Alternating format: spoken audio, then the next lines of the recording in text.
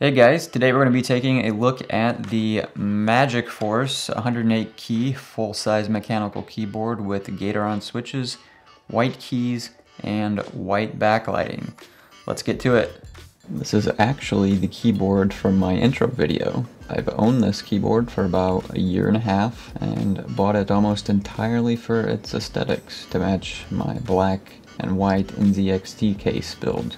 I've seen this available from Amazon, eBay, and mass drop at different times ranging from $60 to $100. There are 4 levels of white backlight, though the camera is giving some of the clips a bit of a blue hue. Keycaps are shine through ABS with the OEM profile, and these keycaps are also compatible with Cherry MX switches in case you wanted to take the keycaps to another keyboard. It is a bit loud for office use.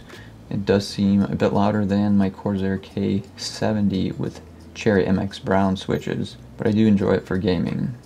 This keyboard is also housed in a clear plastic case.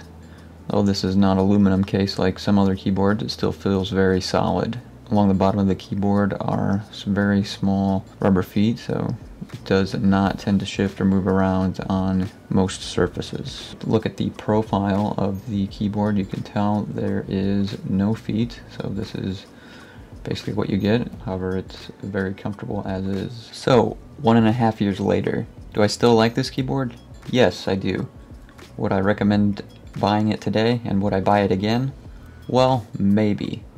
That's kind of hard to do when there's keyboards like the Mass Drop Control that have hot swappable switches, removable USB-C connection, while this cable is fixed to the keyboard using USB-A. There's just a lot of good options out there to get exactly what you want. I will say Mass Drop did have this available at one time with your choice of Cherry or Gateron switches. In addition to the white backlight, they offered a blue backlight option as well. So with that said, I would recommend it if this is exactly what you're after. And for me, at the time, it was. I still think it's a awesome looking keyboard, and it works for my use case, and it's very comfortable for me to use. So if qualities that I described are something that you're after as well, and you can pick this up for a good price, say closer to $60 than $100, yeah, I would recommend it.